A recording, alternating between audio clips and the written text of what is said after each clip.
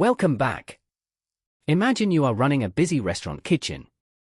If you have one chef trying to chop onions, stir soup, and flip burgers all at the exact same time, things get chaotic.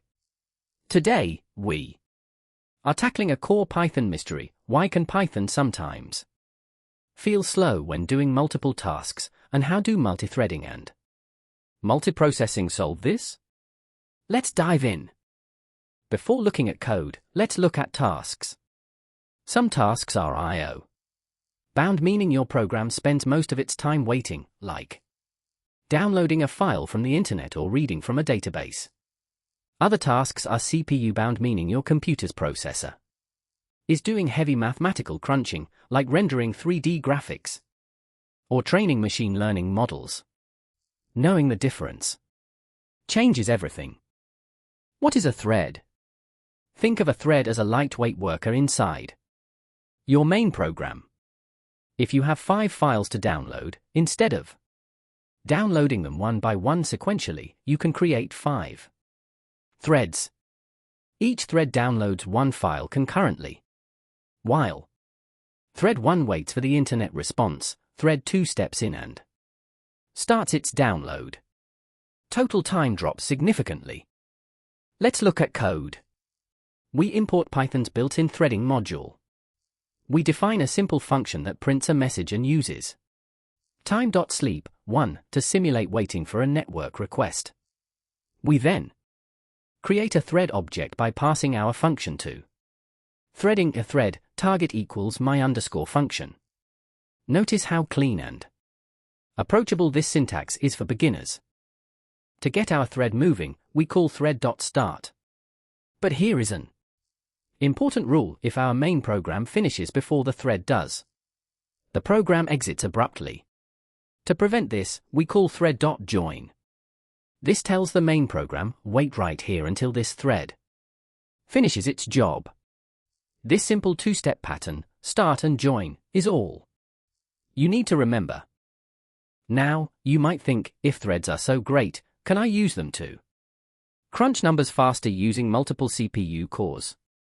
Here is where Python throws a curveball: the GIL, or Global Interpreter Lock.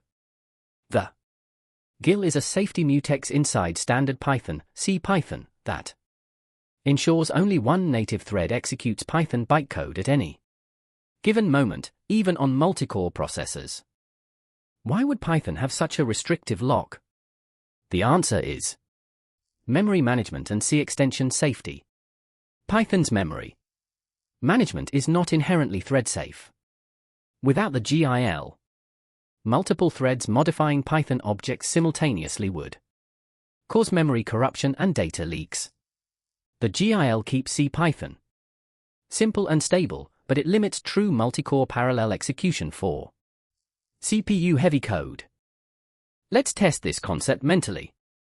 If you write a CPU-heavy loop calculating prime numbers across 4 threads in Python, do they run faster? Surprisingly, no. Because of the GIL, those 4 threads end up fighting for the same single slice of CPU attention, and overhead from context switching can actually make it slower. Threads are fantastic for waiting, I/O, but terrible for heavy math. So how do we bypass the GIL for heavy math? We use multiprocessing.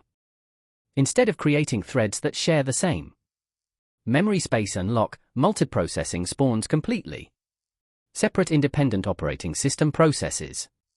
Each process gets its own private Python interpreter instance, its own memory space, and its own dedicated CPU core. No GIL getting in the way. Let's look at how similar multiprocessing code looks to threading. We import multiprocessing. We define a function for heavy computation. Instead of threading thread, we instantiate multiprocessing process target equals my_func.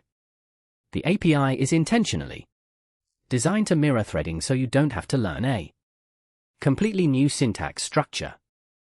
When working with multiprocessing in Python, you will always see this specific block: if ___name__ ___ equals ___main__::. Why is this mandatory? Because unlike threads, spawning a new process means Python imports or re-executes your script file to initialize the new child process. Without this guard, your script would trigger an infinite loop of spawning processes. Always include it. Let's summarize when to use which.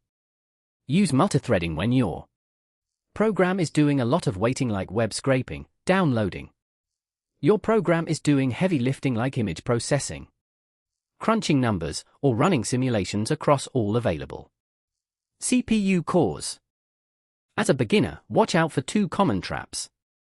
First, don't use multiprocessing for simple I/O tasks, because creating separate OS processes has high memory and startup overhead. Second, remember that processes do not share memory variables easily. If they need to communicate, you must use special tools like queues or pipes, which we will cover in future sessions. Before we wrap up, here is a quick challenge for you. Write a small script using the threading module that simulates downloading 3 mock web pages using time.sleep. Measure how long it takes compared to running them sequentially in a normal loop. You will instantly see the time savings firsthand. Fantastic job today! You now understand the core difference between threads and processes, what the GIL is, and why Python behaves the way it does under the hood. Practice writing your first thread today, and drop any questions in the comments below. Don't forget to like, subscribe, and keep practicing your Python skills. See you in the next lesson. Thank you for watching. Like if you learned something, share with your circle, and subscribe for more.